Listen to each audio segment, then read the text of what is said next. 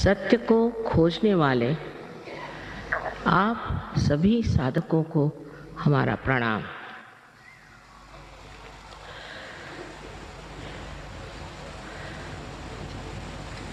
इस कलयुग में मनुष्य जीवन की अनेक समस्याओं के कारण विचलित हो गया और घबरा रहा।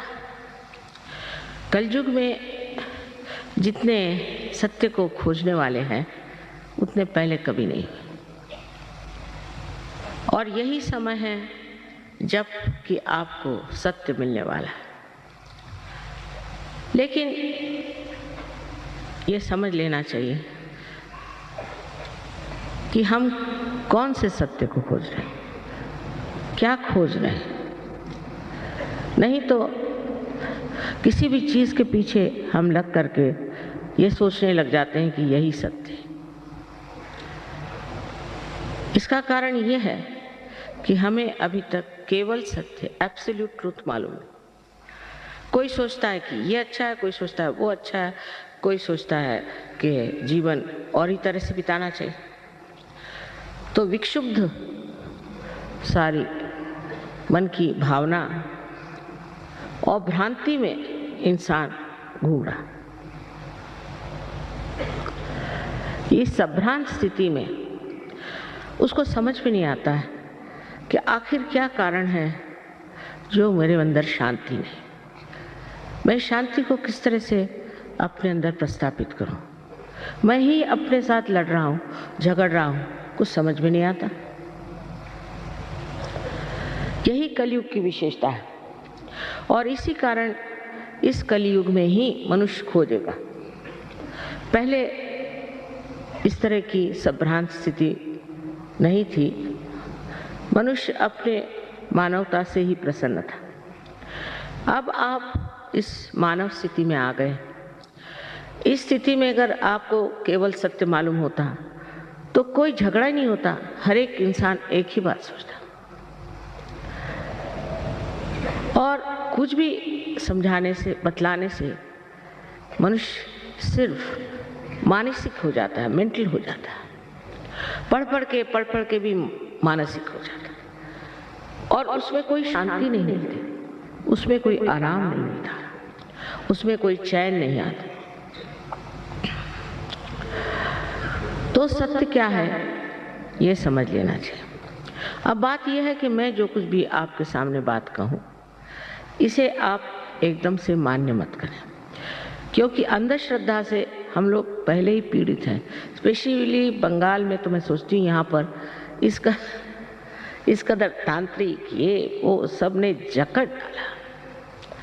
और जब हम देखते हैं कि जो धर्म के नाम पे भी बहुत बोलते हैं और चलते हैं, वो भी पीड़ित हैं, वो भी बीमार हैं, उनको भी ये तकलीफ़ है, वो तकलीफ़ है, और वो भी आपस में लड़ रहे हैं, झगड़ रहे हैं।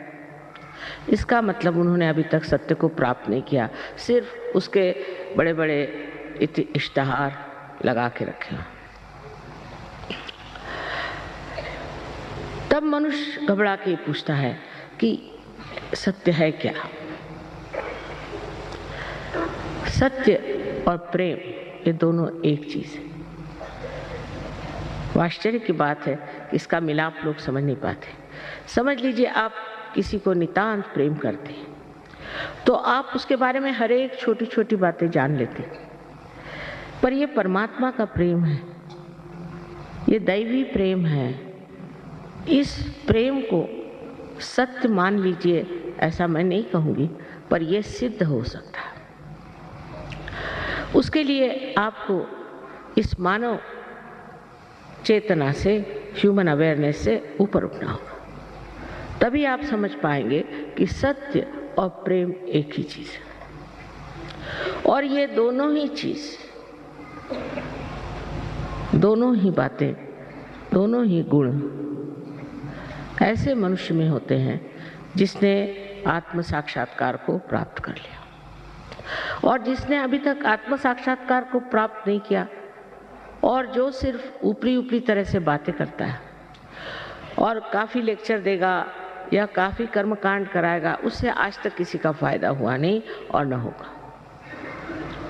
इसके लिए जरूरी है कि हम समझ लें सत्य क्या है। हम ये शरीर, बुद्धि, मन, अहंकार आदि उपाधियां नहीं, हम शुद्ध आत्मा है, ये सत्य। क्योंकि हम कहते हैं ये हमारा शरीर, ये हमारा मन, ये हमारी बुद्धि, हमारी हमारी हमारी, मेरी मेरी मेरी, ये मैं है कौन, इसे जानना है। और ये मैं ही शुद्ध आत्मा है जो आपके हृदय में विराजता है, वही शुद्ध आत्मा।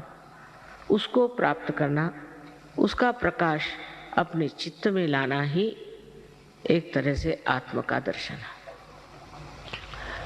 और दूसरा सत्य ऐसे है, जैसे आप देखते हैं चारों तरफ ये फूल हैं, कितने सुंदर फूल, और ये फूल जिस पृथ्वी तत्व से निकले हैं, कितना चमत्कार है कि हर एक तरह का फूल अलग अलग तरीके से आता है और इसके लिए कुछ पैसा नहीं देना पड़ता। माँ का पृथ्वी तत्व जो प्रेममय है वो अपने आप इसको पनपाता है, सुगंधित करता है और रंग बिरंगों से भर देता है। ये एक महान आश्चर्य की बात है कि हम इस बारे में सोचते ही नहीं कि जीवित कार्य कैसे होते। जैसे किसी डॉक्टर से पूछे कि हमारा हार्ट कौन चलाता है, हमारा हृदय कौन स्पंदित करता है, तो डॉक्टर ये कहेगा कि इसकी एक ऑटोनॉमस नर्वस सिस्टम है। तो ये ऑटो है कौन? स्वयं चालित संस्था है। तो ये स्वयं कौन है? वो स्वयं ही आपका आत्मा है। इसको प्राप्त कर लेना, उसका प्रकाश अपने अंदर लाना, ये आत्म साक्षात्कार हो। और इस चारों तरफ फैली हुई परमात्मा की प्रेम शक्ति, जिसने ये सुंदर फूल उगाए जो हमारे हृदय को भी चलाते, उससे एकाकारिता करना, ये योग है। यही योग है और इसका जन्म सिद्धाधिकार आप सब मानव जाति को है। लेकिन इसको प्राप्त करने के लिए अगर कोई मूढ़ हो तो वो नहीं प्राप्त कर सकता, कोई बेवकूफ हो वो नहीं, कोई उद्दाम मगरूर हो वो नहीं प्राप्त कर सकता। उसके लिए नम्रता चाहिए और मांग चाहिए कि हमें ये चीज चाहिए। हृदय से, प्रेम से अगर मनुष्य अपने को जरा सा भी देखे तो वो अब एक अधूरा है और उसके अंदर अनेक शक्तियां हैं जिसका प्रादुर्भाव, मैनिफेस्टेशन हो सकता है।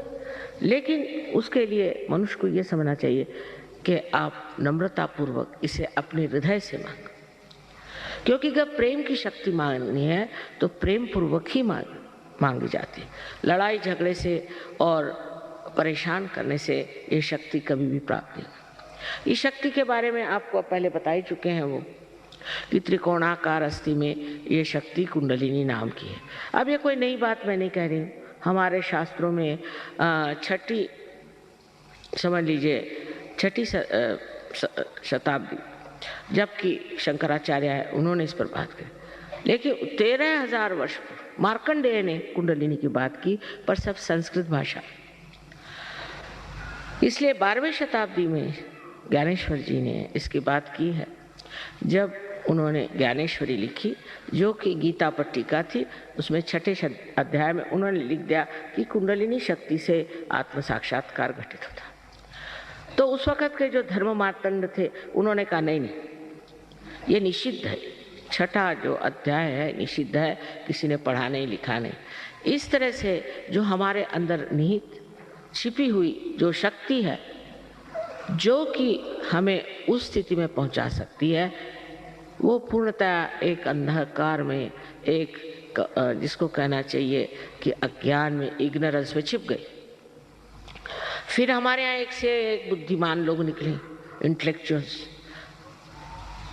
जिसके लिए कबीर ने कहा है पढ़ी पढ़ी पंडित मूर्ख भय।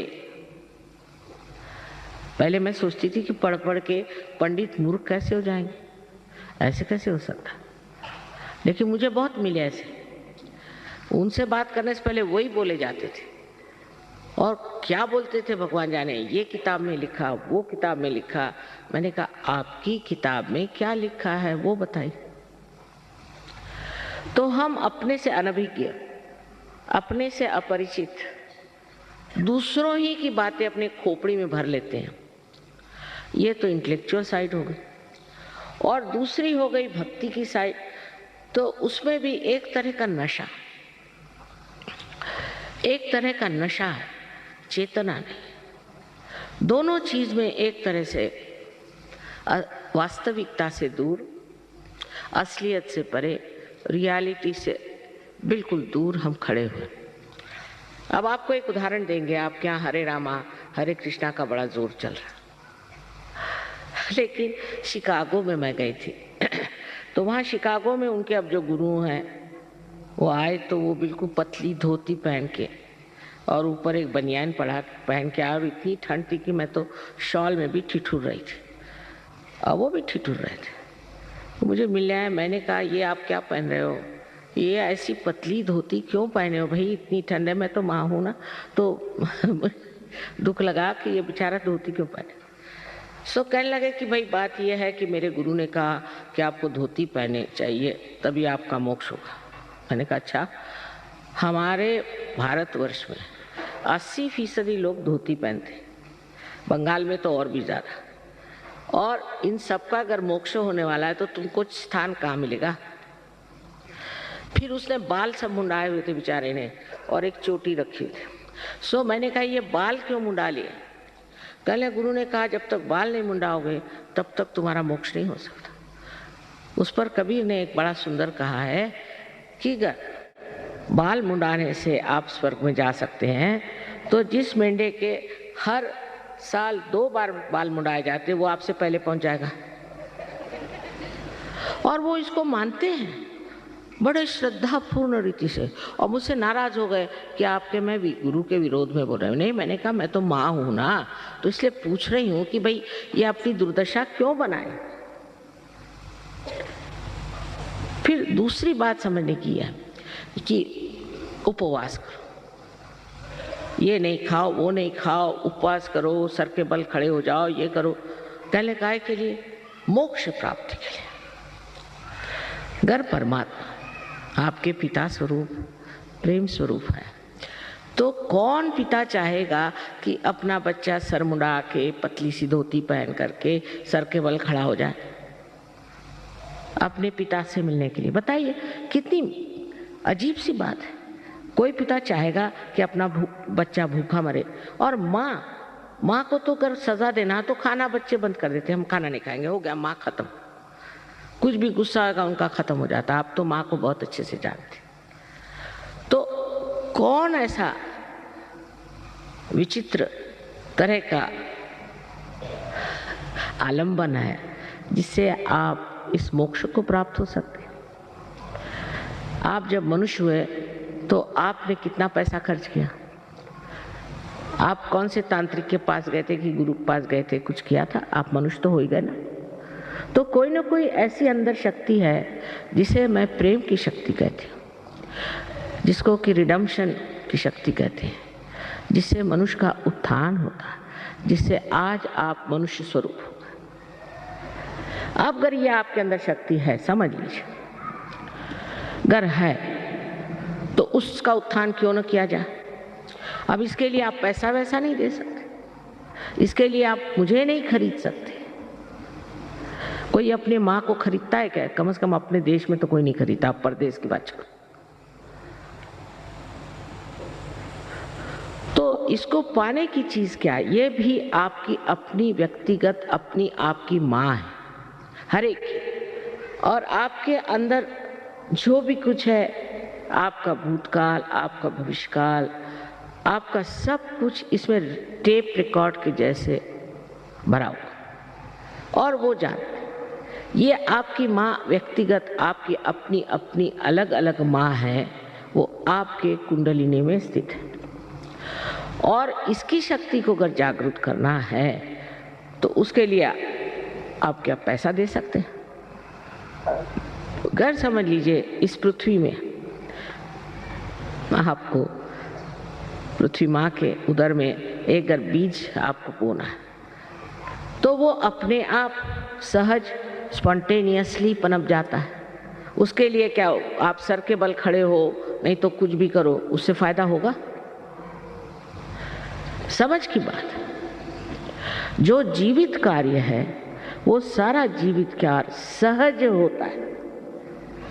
सहज का माने दूसरा और ये कि सह माने आप और ज माने आपके साथ पैदा हुआ। ये योग का अधिकार है, इसे आपको प्राप्त कर लेना चाहिए। फिर उससे अनेक लाभ हैं। मुझे पता नहीं योगी जी ने आपसे क्या क्या लाभ बताए, लेकिन एक संसार में आप अगर किसी से प्यार करते हैं तो आप नहीं जानते कि सूक्ष्म में उससे कितने लाभ होते हैं।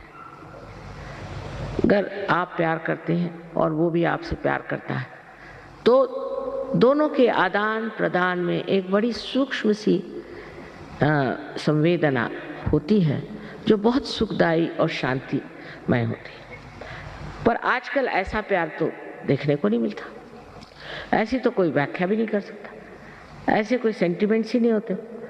एक दूसरों को नीचे गिराने में, इसकी उसकी गर्दन काटने में ही हम लोग लगे।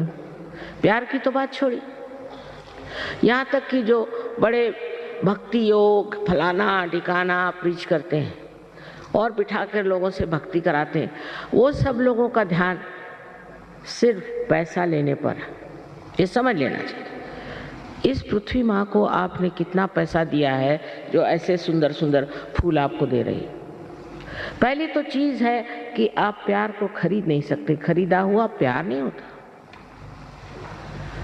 और प्यार की महिमा आप तभी जान सकते हैं जब आप इस महान चैतन्य के प्यार में डूब जाए। आपकी बारीक बारीक चीज भी वो देखता है और समाता है। जैसे आज की बात बताएं कि नागपुर में बहुत अच्छे गाने वाले हैं, बजाने वाले हैं।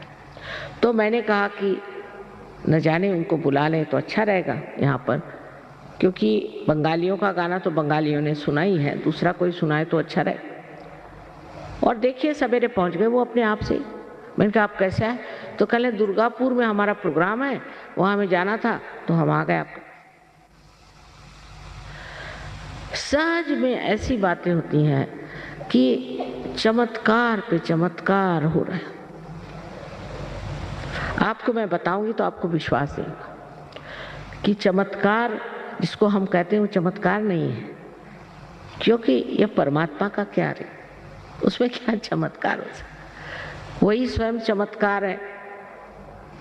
हमारी दादी जी एक किस्सा सुनाती थी बहुत मजेदार, कि एक इंसान परमात्मा को मिलने चला तो उसको रास्ते में एक आदमी था, वो सर के बल खड़ा था। वो कह रहा था भाई मैं तब से सर के बल खड़ा हूँ, मुझे भगवान कब दर्शन देंगे? तो ज़रा भगवान से जाके कहो कि ज़रा जल्दी दर्शन दे। तो ये गए। रास्ते में दूसरा एक बिल्कुल पड़ा होता रास्ते के किनारे। तो उसने कहा कि भाई भगवान ने आज मेरे खाने की व्यवस्था नहीं करी, उनसे ज़रा कह देना मेरे खाने की व्यवस्था रखे। पंखा चला तो पंखा भी चला दे।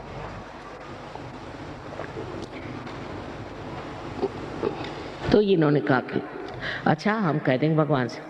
तो ये भगवान के पास जब गए तो उनका काम हुआ सो हुआ। उसके बाद भगवान ने पूछा कि भाई और कोई बात है? कहले हाँ एक बात है, वहाँ एक आदमी है बेचारा सर के बल खड़ा है, आपका इंतज़ार कर रहा है। आप ऐसा क्यों नहीं करते कि थोड़े उस पर मेहरबानी कर दें? कहला उससे कहना और थोड़े दिन करते रहो तो अच्छा रहेगा, हो जाएगा। उसके बाद दूसरे आदमी के बारे में उनका कि साहब उसको तो खाना नहीं मिला, ऐसे रास्ते पड़ा, कह रहा था भगवान से कह देना। अरे उनका खाने में ये कैसे हो सकता? एकदम उसका इंतजाम करो।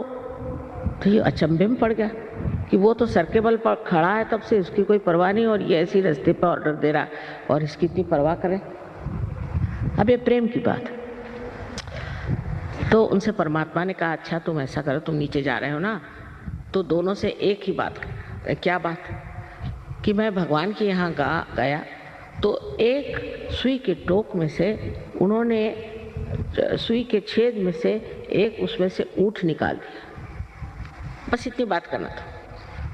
तो ये आए नीचे, तो पहले इनको वो मिला जो कि सर के बल खड़ा था। फिर ज़रा उनका भाई तुम ठीक आ जाओ। कहा कि अच्छा हम आएंगे कभी। भगवान ने कहा तो और क्या देखा तुमने भगवान? अरे मैंने बड़ा आश्चर्य देखा कि उन्होंने सुई के छेद में से एक ऊँट निकाल दिया। अरे कहने क्या झूठ बोल रहे हो? भगवान के यहाँ क्या हुआ है, तुम तो मुझसे झूठ बता रहे। अच्छा कहने फिर वो दूसरा आदमी था उसके पास, अरे हाँ खाने का तो इंतज़ाम हो ही जाता, मैंने सोचा ऐसे ही बता दें। तो और क्या देखा तुमने? तुमने बताया कि एक आश्चर्य की बात कि एक सुई के छेद में से उन परमात्मा ने एक ऊँट को निकाल लिया। अब इसमें जो सूक्ष्म बात है वो समझिए। तो वो कहता है इसमें आश्चर्य कौन सा? अरे वो परमात्मा है। वो ऊँट तो क्या दुनिया ही निकाल दे, न जाने विश्व के विश्व निकाल दे, वो परमात्मा है। तुम क्या समझते हो अपने को? ये एक नितांत विश्वास, क्योंकि आत्म साक्षात्कारी आदमी को उसका जो विश्वास होता है वो अंधा विश्वास नहीं होता, वो साक्षात में विश्वास। साक्षात कोई भी चीज अंधे से मान लेना ये मनुष्य के लिए शोभा नहीं देती। आप पहले इसका साक्षात करिए, पहले आप सत्य को जान लीजिए, और सत्य को जानने के बाद आप जानिएगा कि आप कितने महान और गौरवशाली हैं। अभी तो आप अपने बारे में कुछ जानते ही नहीं। जैसे कि किसी छोटे गांव में चले जाइए जहाँ बिजली नहीं कुछ नहीं, और टेलीविज़न ले जाइए और उनसे कहे कि देखो इसमें सब तरह की फिल्म आएंगी, फोटो आएंगे, ये कहला ये डब्बे में, इस डब्बे में, कहला हाँ इसी डब्बे में। जब उसका कनेक्शन हो जाता है तो वो हैरान, इस डब्बे में इस चीज़ कैसे है? ऐसे हम भी अपने को एक डिब्बा समझते हैं।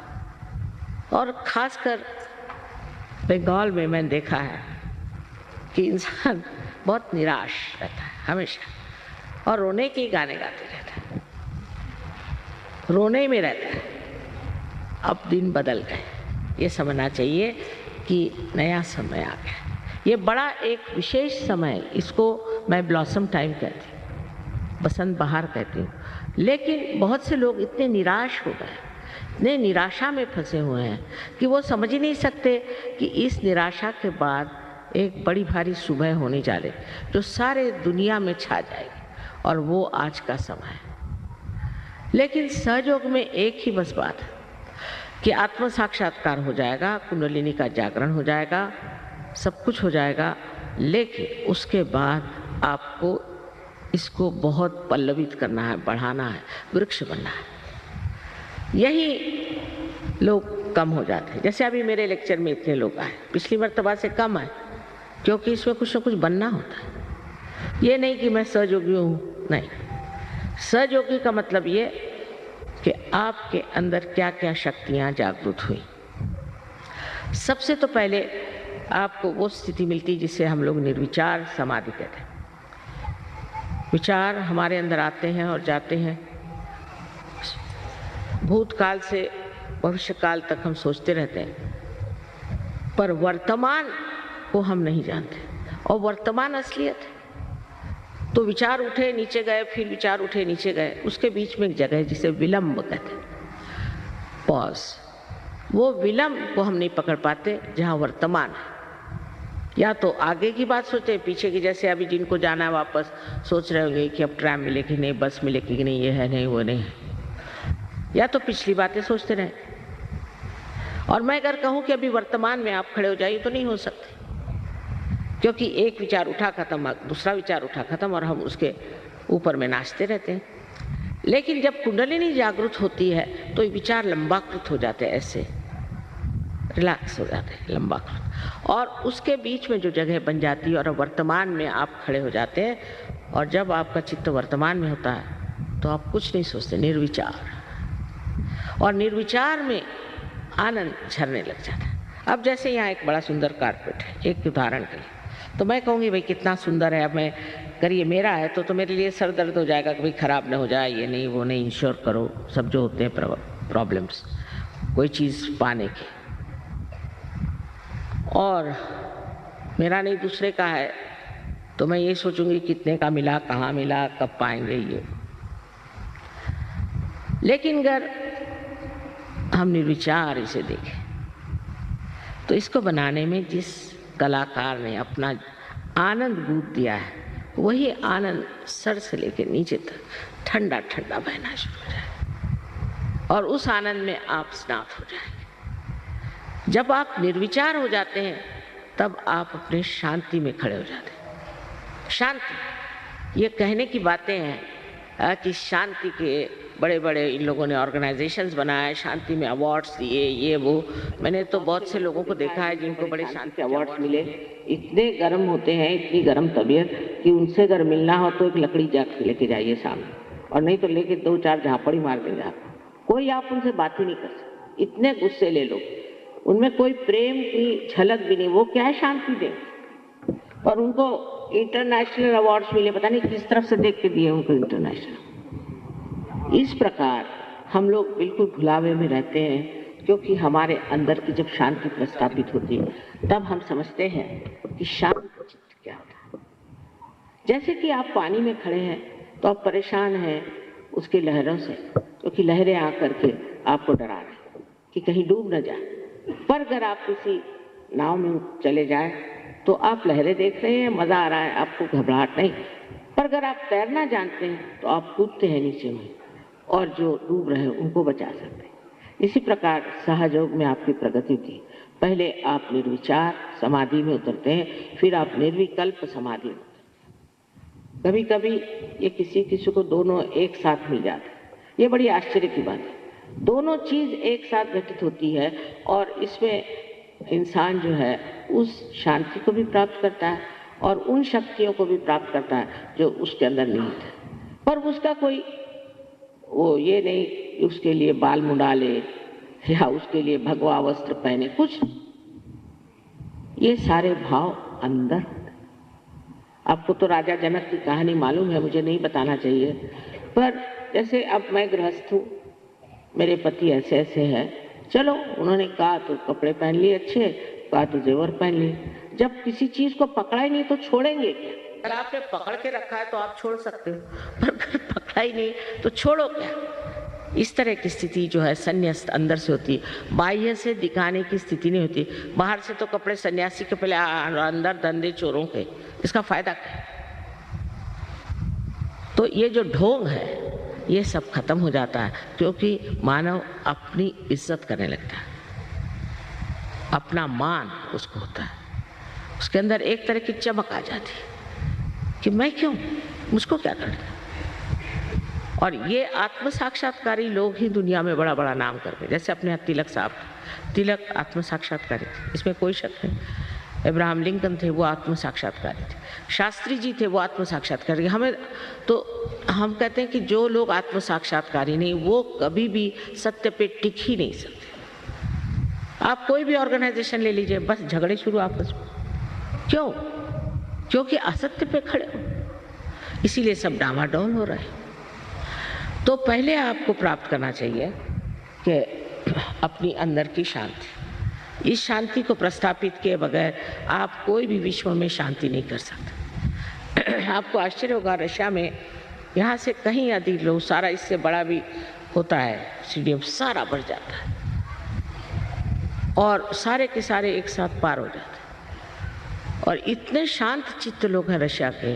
कम्युनिज्म का यही फायदा मैंने देखा कि उनको किसी चीज़ से, जिसको कहते हैं कि किसी चीज़ को पकड़ नहीं है।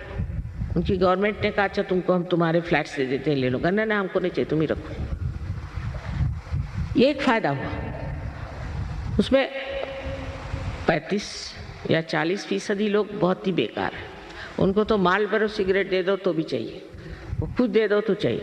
पर बाकी के जो हैं इतने कमाल के लोग हैं। जिस वक्त मैं कू हो रहा था, मैं वहाँ थी, तो मैंने कहा तुम लोग परेशान नहीं, ये कू हो रहा है? कहले माँ हम कोई इस राज्य में थोड़ी रहते हैं, हम तो we are living in the kingdom of God, परमात्मा के साम्राज्य में रहते हैं, हमको क्या परवाह। और इस तरह से उन लोगों ने अपने को समझ लिया, इस तरह से पार हो जाते हैं। हजारों हजारों लोग रशिया में पार। एक गांव है तलियाती, वहाँ 21,000 सहयोगी हैं। सहयोगी हैं, इसमें फ़र्क है पार हो जाना और सहयोगी होना। और एक मजाक ऐसा है कि उन्होंने एक अमेरिकन सहयोगी से पूछा कि भाई अमेरिका में कितने सहयोगी हैं, तो उन्होंने कहा कि 57। तो कहा है तुम्हारे यहाँ 57,000 है, हमारे तो तलियाती में 21,000 ही। तो ये फर्क अमेरिकन और एक रशियन का है। ये समझने की बात है कि जो रशिया में हालत हो गई वो यहाँ भी होगी, इसमें कोई शंका नहीं, पर उसमें ये देखना है कि आप लोग सहज में हैं या नहीं, क्योंकि सहज ये मध्य मार्ग है, बुद्ध का बताया हुआ मध्य मार्ग। मध्य में आना चाहिए, एक एक्सट्रीम में राइट, एक एक्सट्रीम में लेफ्ट है, इसके मध्य में जो है वो सहज हो गए और आप मध्य मार्गी होते हैं। आप बुद्धिस्ट नहीं होते, वो भी एक नमूने हैं, बुद्धिस्ट को छोड़िए, पर मैं कहती हूँ कि आप मध्य मार्गी हो जाते हैं, असलियत में मध्य मार्गी हो जाते हैं, एक संतुलन आपके अंदर आ जाता है। उसके बाद आपके अंदर, अब ये बंगाल तो कला के मशहूर है, बहुत कला है, लेकिन उस कला का प्रादुर्भाव नहीं, उस कला के संसार में कहना चाहिए कि लोगों को पहचान नहीं। और वो कला जो आपके अंदर आज ऐसी ही बंगाल में घुट रही है, वो सारे विश्व में फैल जाए, क्योंकि आपके अंदर एक ऐसी व्यक्ति जागृत हो जाएगी जो एक विशेष रूप की कला को बढ़ावा देने के लिए, उसके प्रादुर्भाव के लिए एक विशेष रूप से कार्यान्वित होगी। अब हमारे यहाँ बहुत से कलाकार सहयोग में आकर के कहाँ से काम हो रहे। आपने देबू चौधरी का नाम सुना होगा, उनके हाथ में क्रैम्प्स होते थे, पहले बजा नहीं पाते थे, सहयोग में आते, आज कहाँ से काम हो रहे। अमजद अली, उनसे पूछा, सिफात हुसैन का, इतने लोग हैं जो कि सहयोग में आने के बाद ही पनप गए। सुष्मिता सेन भी सहयोगिनी है। इसका जो अंदर से ये माँ की लालच बच्चों को देने की कि जैसे अगर आपको कोई बात कहनी है तो चॉकलेट में घुसा के दे दो तो दिमाग में आती। तो पहले तो कला, पर दूसरी बात जो बंगाल की खास है वो है प्रेम। मेरे ख्याल से दुनिया में सबसे श्रेष्ठ लेखक बंगाल में हुए शरद चंद्र, उनसे बढ़ के कोई लेखक नहीं, जिन्होंने कि इतना प्यार को समझाया, इतना बारीक बारीक संवेदना उन्होंने लिखी। उस प्यार की शक्ति जो अपने अंदर थोड़ी सी भी पनप रही है, उसका जो विश्व रूप है उसे आप प्राप्त करते हैं।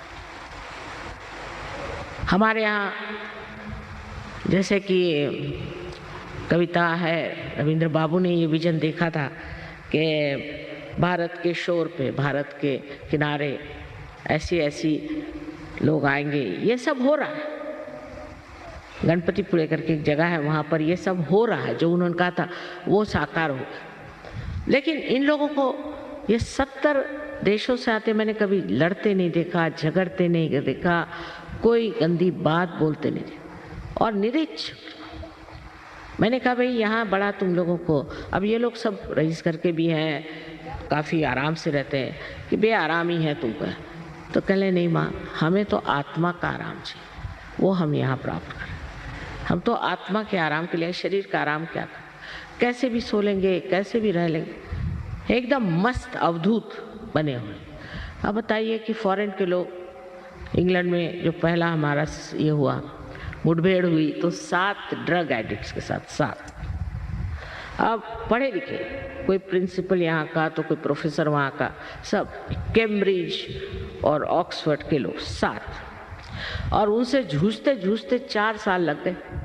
एक तो खोपड़ी में सब भरा हुआ, कैम्ब्रिज, ऑक्सफोर्ड, और दूसरे ड्रग लेना, शराब पीना और अनैतिकता, सब चीज़। पर कुंडलिनी के जागरण से जैसे कोई 7 पिलर्स खड़े हो गए, इस तरह से वो लोग इंग्लैंड में खड़े। इंग्लैंड जैसे देश में, जो कि बहुत ही ज़्यादा अपने को बहुत अक्लमंद समझते हैं, वहाँ पर भी आप सोचिए इससे ज़्यादा लोग आते हैं प्रोग्राम, इससे बहुत ज़्यादा। वहाँ का रॉयल अल्बर्ट हॉल बिल्कुल गचागच भर जाता। अब ये ज़रूर है कि बंगाल में देर से आए, लेकिन तो भी मुझे लगता है कि बंगाल देश का सबसे ज़्यादा अधिकार सहयोग को प्राप्त करने का। क्योंकि यहाँ एक से एक कर्मवीर हो गए, धर्मवीर हो गए, हर तरह के लोग यहाँ हो। और इस देश में सहयोग फैलना बहुत ज़रूरी है। अब इसमें ऐसा है कि पहले आपको देख करके आप जब सहयोगी में आएंगे, आप जब इसको प्राप्त करेंगे और जब आप में सब शक्तियाँ आएंगी, तब तो ना दूसरे लोग आएंगे।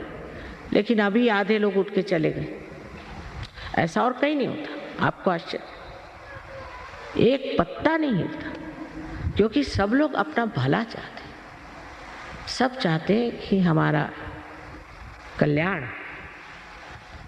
उस चीज़ की अगर ध्यान न करके आप बैठें तो आपको आत्म साक्षात्कार देना बहुत आसान है। आपके बच्चों के आज प्रश्न खड़े हो रहे हैं और आगे की प्रोजिनी कैसी होगी उसका पता नहीं। एक तो ये जो कुछ भी पाश्चिमात्य वेस्टर्न इन्फ्लुएंस हमारे अंदर आ गया, उससे हमारे बच्चों का कितना नाश हो रहा है। ये सब चीज़ अगर आपको रोकना है तो आप बच्चों को सहयोग में लाएं।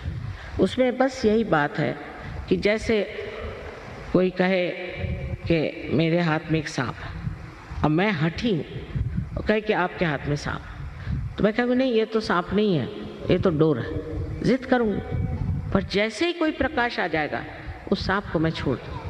इसी प्रकार सहयोग में जब मनुष्य आता है तो आत्मा के प्रकाश में जो कुछ चीज़ हमारी नाशवंत है, डिस्ट्रक्टिव है, उसको एकदम छोड़ देता है। एकदम। मैंने तो यहाँ तक देखा है कि एक रात में लोगों ने ड्रग्स छोड़ दिया, हजारों लोगों ने। लेकिन हमारे यहाँ जो प्रश्न है वो ये कि हम में बहुत से ऐसे संस्कार हैं जो गलत है। पहले तो संस्कार हमारे कर्मकांडों के, फिर दुनिया भर के झूठे गुरु लोग।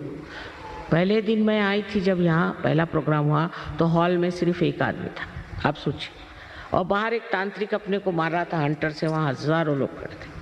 मैंने कहा बाबा इस बंगाल को नमस्कार। पता नहीं क्या हुआ, वो तांत्रिक के पीछे लगा। फिर जिसको पूछे मैं दीक्षित हूँ, हर एक आदमी दुखित है ये नहीं कोई कहता, पर दीक्षित। और इस दीक्षा में आपने क्या प्राप्त किया, कम से कम ये तो पूछना चाहिए खुद से। मैं इसलिए आज साफ साफ कह रही हूँ कि किसी भी चीज़ से एक माँ ये पूछे कि बेटे तुमको क्या मिला, तुमने क्या प्राप्त किया, तुम दीक्षित तो हो गए, कुछ मिला तुमको, उससे कुछ लाभ हुआ। सहयोग के लाभ अनेक। सबसे तो ये कि जीवन एक चमत्कार हो जाता है। अब सहयोगियों के ऐसा है कि चमत्कार का कोई अंत ही नहीं। ये लोग जब मुझे चिट्ठियाँ लिखती कि ये चमत्कार हुआ, वो चमत्कार हुआ, मैंने कहा अच्छा हुआ होगा भाई, रहने दो, क्योंकि उसको लिखने के लिए भी और पढ़ने के लिए भी टाइम होना चाहिए। सारा जीवन जो है इतना आनंदमय हो जाता है और आप आनंद के बिल्कुल सागर में डूब जाते हैं। एक तो आप शांति में आ जाते हैं और जो आपकी शक्ति है वो प्रेम की शक्ति। प्रेम की शक्ति में थकान नहीं होती। अभी हमारी उम्र 72 साल की हो गई और हम रोज ही मेहनत कर रहे हैं। परसों ही नेपाल में 20,000 लोग थे नेपाल में, फिर आज आप लोगों के सामने आ गए और हमें थकान नहीं। उसकी वजह क्या कि प्यार करते वक्त कोई थकान होती है? अरे ये प्रेम की शक्ति है, इसमें इंसान को थकान नहीं, आनंद आता है। बस आनंद में ही विभोर इंसान रहता है। आज ही एक कैंसर पेशेंट ठीक हो गए सहयोग से, लेकिन हम इसको अनाउंस नहीं करते। ये तो रोजमर्रा का धंधा है, रोजमर्रा, लेकिन इसको अनाउंस इसलिए नहीं करते कि सारे कैंसर पेशेंट ही मेरी खोपड़ी पे आ जाए। पहले आपको ही सहयोग का हम बना देते हैं सहयोगी, तो आप ही ठीक कर सकते। सबको मैं थोड़ी ठीक करती हूँ, सहयोगी ठीक कर रहे हैं हर जगह, सहयोगी मेहनत कर रहे हैं और बड़ा आनंद आता है। इसमें कोई मिशन नहीं है, कुछ नहीं है, ना हमारा कोई ऑर्गेनाइजेशन है। आप आश्चर्य करेंगे कि हमारा कोई ऑर्गेनाइजेशन नहीं, कोई मेंबरशिप नहीं। जो सहयोग में आ गया वो जैसे समुद्र में उतर गया, फिर उसको क्या सर्टिफिकेट दें या उस पर कौन सा ब्रांड लगाना है। ये चीज़ आप सबको घटित हो सकती, सब आप प्राप्त कर सकते हैं, सिर्फ आपको हृदय से ये मांगना चाहिए। अब इसके लाभ कितने हैं अगर शुरुआत से आखिर तक बताएं तो कठिन है, पर पहला लाभ तो ये है कि आपके अंदर अबोधिता, इनोसेंस जागृत हो जाता है। अब लोग कहेंगे कि इनोसेंट आदमी को कोई ठगता है, सजग कोई ठग नहीं सकता, उसके ऊपर परम चैतन्य की छत्र छाया, कोई नहीं ठग सकता। अगर कोशिश करे तो वही ठग जाएगा। वो पूरी तरह से सुरक्षित है पहली बात, और उसकी स्वयं अपनी आंख जो है एकदम शुद्ध हो जाती। ईसा मसीह ने कहा thou shalt not have adulterous eyes, इतना सूक्ष्म बोले, आंख में भी लस्ट और ग्रीड नहीं होना चाहिए। यह सजोग में सिद्ध है, आंख में चमक आ जाती। और ऐसा आदमी अगर किसी के और कटाक्ष भी डाले या ध्यान भी दे, चित्त दे, तो भी उस आदमी की शांति हो जाती है, उसके घर में आराम आ सकता है। उसके चरण अगर किसी के घर में पड़ जाए तो वो घर भी ठीक हो सकता है। सबसे बड़े इससे समृद्धि आती है। अगर आप चाहते हैं कि बंगाल में समृद्धि आए तो आप सर्च को लें, क्योंकि इसमें आपका लक्ष्मी तत्व जागृत होता है। जब आपका अटेंशन, आपका चित्त एकाग्र होकर किसी चीज को पकड़ता है और जब आपकी बुद्धि में आत्मा का प्रकाश आ जाता है तो न जाने कहां से कहां लोग चले गए। समृद्धि भी बहुत आती है, पर समृद्धि ऐसी नहीं आती कि आप शराब पियो और ये करो वो करो। बहुत व्यवस्थित एक, इसको कहना चाहिए, शानदार इंसान बनते हैं। अपने प्रति बहुत आदर और दूसरों के प्रति आदर हो जाता है। आदर से भी कहना चाहिए प्यार, और एक ऐसा प्यार जो बिल्कुल निर्वाज, शुद्ध, निर्मल है। ऐसा प्यार आपको एक दूसरे से प्राप्त भी होता है और आप एक दूसरे को देते भी। आज आपको पता है महाराष्ट्र से यहाँ 100 लोग आए हुए, महाराष्ट्र से 100 लोग यहाँ बैठे हुए हैं। इस महाराष्ट्र में बड़ी मेहनत करी मैंने, लेकिन संतों की भूमि है महाराष्ट्र, और इनका सहज की जो बैठक बड़ी जरूरत है। जैसे इनके गाने की बैठक है वैसे ही इनके सहज की भी बैठक है। वैसे ही बंगाल में भी ऐसे ही लोग यहाँ बड़े कर्मवीर हो गए। अब ज़रूरत है नए आंदोलन की और नए एवोल्यूशन की, जहाँ पर मनुष्य अपने उस स्तर में पहुँच जाए जो उसके लिए साध्य है और जो उसको मिलना ही। इस आधे अधूरे जिंदगी तो अच्छा है, इसे आप प्राप्त करें और करना कुछ नहीं। आपकी सर्जनता, आपकी क्रिएटिविटी इतनी बढ़ जाएगी कि आप खुद समझ नहीं पाएंगे ये कहाँ से आए।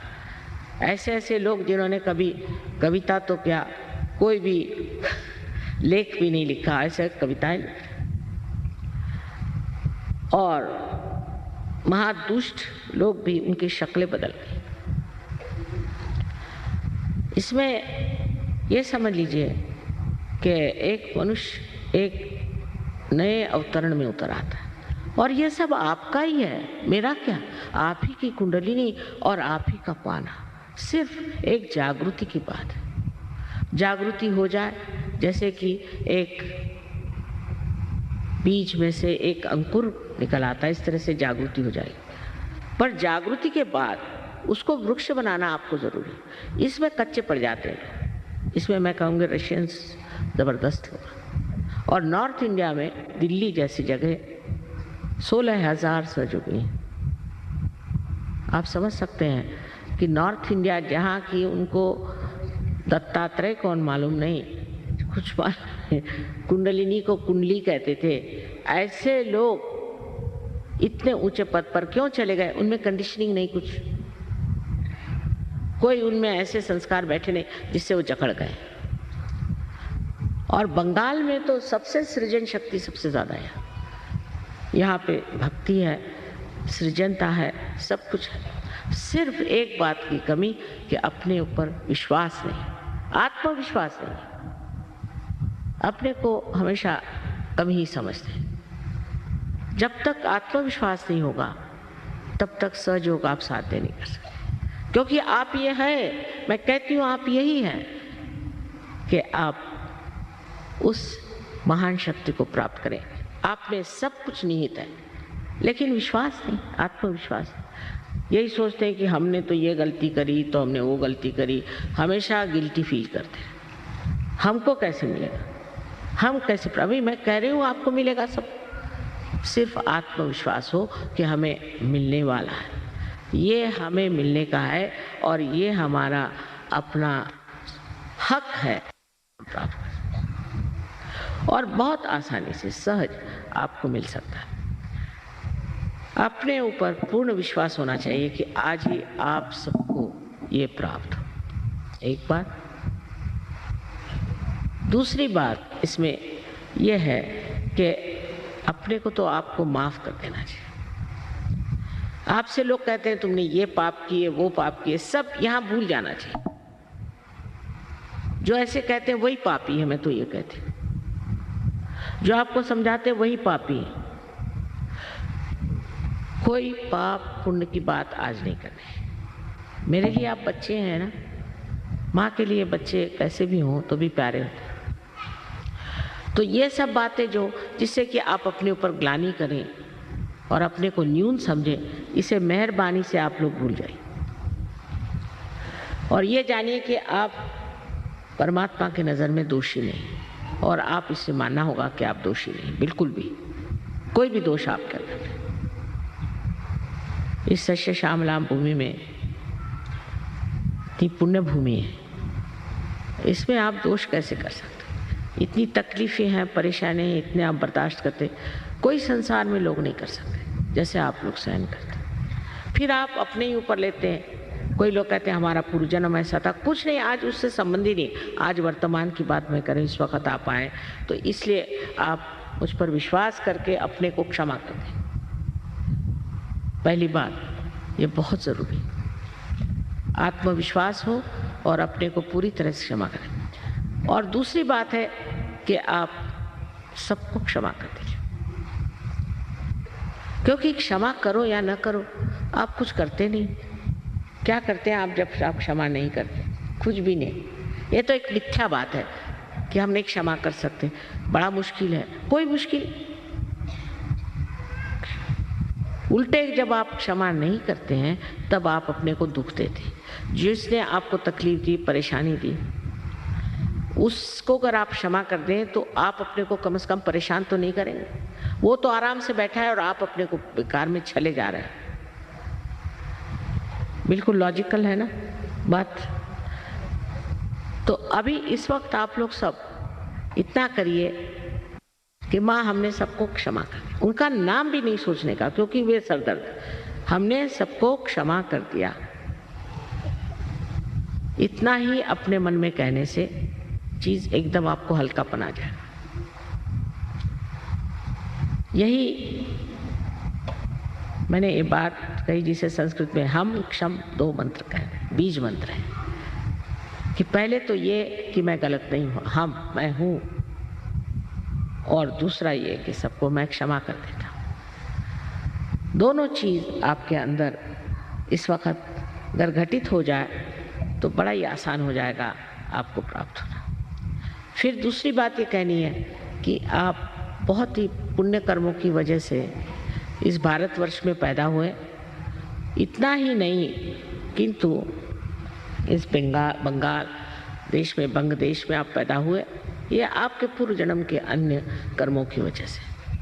और इसीलिए हमें आपको ये कहना है कि आप आत्म साक्षात्कार को बहुत सहजता से प्राप्त करें। पर सहजता से प्राप्त करने का ये मतलब नहीं कि आप इसकी इज्जत न करें और इसको बढ़ावा न दें। इसमें आपको पनपना होगा, इसको बढ़ावा देना होगा। और बिल्कुल मुश्किल नहीं है। हमारे यहाँ सेंटर है, लोग काम कर रहे हैं। अब हम देहातों में भी लोगों को भेजना चाहते हैं और इसको बढ़ाना चाहते हैं, जिससे लोगों के अंदर अपनी आत्मशक्ति प्राप्त हो। और फिर आप देखिए कि कैसे चार चांद आपके जीवन को लगते हैं। ये तो बात है कि आज इतने एक लेक्चर में सारी बात नहीं कही जा सकती, और कह कर के भी क्या फ़ायदा, ये भी तो सिर्फ बुद्धि का ही खेल है। असल में बात यह है कि ये घटना घटित होनी चाहिए। अगर समझ लीजिए ये इंस्ट्रूमेंट है और इसका एक कनेक्शन मेन से लगाने तो बेकार है। इसीलिए हम लोग बेकार हैं, क्योंकि हमारा कनेक्शन उस चारों तरफ फैली हुई परमात्मा की प्रेम शक्ति से हुआ नहीं, उस परम चैतन्य से हुआ नहीं। इसलिए हमारी कोई व्यक्तित्व नहीं है, आइडेंटिटी नहीं। और वो बहुत आसान, आप बिल्कुल इस चीज़ के लिए तैयार है और इसे आप प्राप्त कर सकते हैं। तो अभी देखिए, सिर्फ आपको ऐसे हाथ कर रहे हैं, ज़रा थोड़ी देर 5 मिनट बैठिए, इतने से आइए। क्या आप लोग सिर्फ मेरा लेक्चर सुने आए थे? तो आत्म साक्षात्कार के लिए आए ना? नहीं तो अपने एक और बीमारी, दर्शन हो गए। चलो, मेरे दर्शन से कुछ नहीं फायदा होने वाला उसके लिए बहुत मंदिर बने हुए हैं। हाँ, दोनों हाथ मेरी ओर करें। अब ये कहना कि जिसको जाना है अभी चले जाए। जिस वक्त में हम जागृति का कार्य करेंगे तब उठ के जाने की कोई ज़रूरत नहीं। दोनों हाथ हमारी तरफ करें।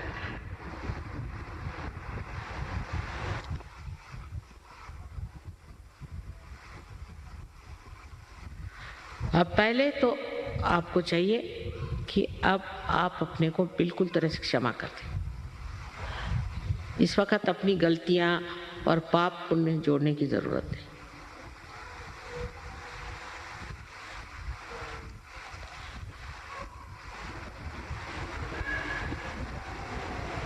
और अब आंख बंद कर लें, चश्मा निकालें। इनके पैर में जूते होंगे तो जूते निकाल देंगे, जो बैठे हैं ऊपर में लोग। अब लेफ्ट हैंड मेरी ओर करें इस तरह से, और राइट हैंड सर झुका लें, और सर के ऊपर में आप अपना राइट हैंड, यहाँ पर जो तालु है इसे ब्रह्मरंध्र भी कहते हैं, कि जो ब्रह्म में एकाकारिता करता है, ऐसा छेद ब्रह्मरंध्र। अब इस पे राइट हैंड रखें दूर ऐसे, और अब देखें कि आपके ब्रह्मरंध्र में से ठंडी या गरम कोई हवा जैसी चैतन्य की लहरियां आ रही क्या, जिसको कि आदि शंकराचार्य ने सौंदर्य लहरी कहा था।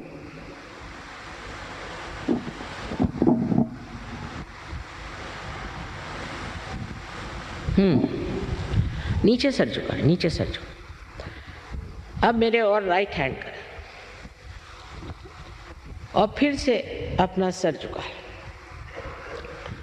और लेफ्ट हैंड से अब देखें, सर पे हाथ नहीं रखें, सर से दूर सर झुका, लेकिन शंका नहीं करने की, आप ही के सर से ठंडक आ रही, शंका नहीं करनी, सर झुकाए। अब अगर गर्म आ रहा है, इसका मतलब यह है कि आपने अपने को या दूसरों को क्षमा नहीं की, तो वो अभी आप क्षमा करें। और इस वक्त ये मांगना है कि हमें माँ आत्म साक्षात्कार दीजिए।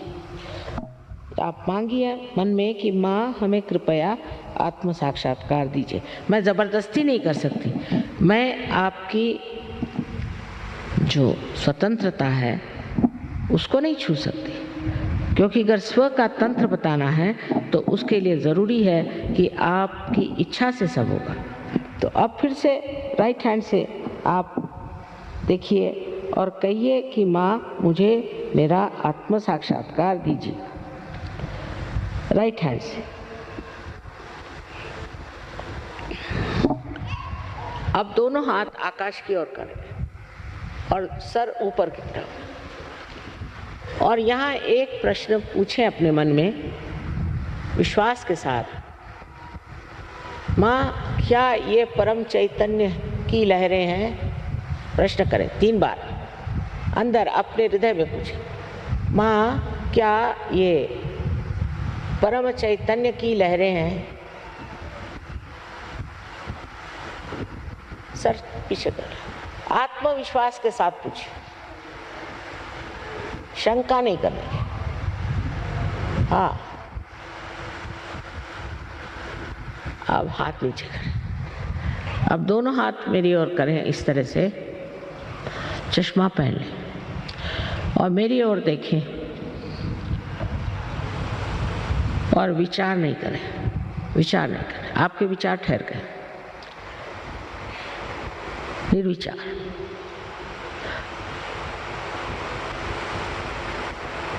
यही निर्विचार समाधि। अब जिन लोगों के हाथ में या उंगलियों में या ब्रह्मरंध्र से ठंडी या गर्म हवा आई हो, वो दोनों हाथ ऊपर करें।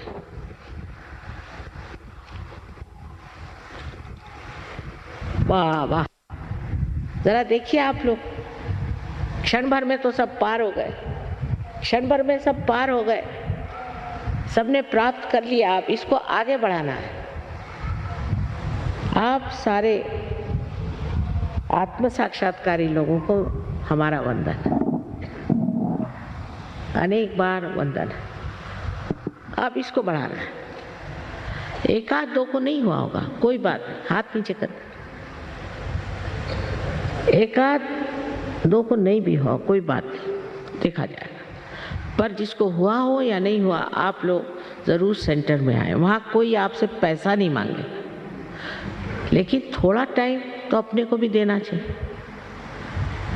आप दुनिया भर की बेकार चीज़ों के लिए इतना टाइम देते हैं, थोड़ा टाइम अपने को दीजिए और उस स्थिति में आ जाइए कि सारे दुनिया में आप वंदनीय हो जाए।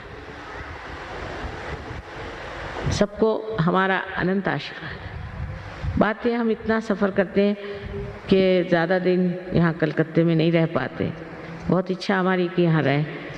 अब इतनी विनती है कि आप लोग अपने को एक अंकुरित बीज समझ करके एक वृक्ष रूप से तैयार हो जाए और फिर आप जानिएगा कि आपके अंदर हजारों शक्तियाँ और सारी शक्तियाँ प्रेम से लिपटी हुई, बहुत ही सुंदर आपका जो अंतर का स्वरूप है वो जागृत हो जाता है। आप सबको अनंत आशीर्वाद।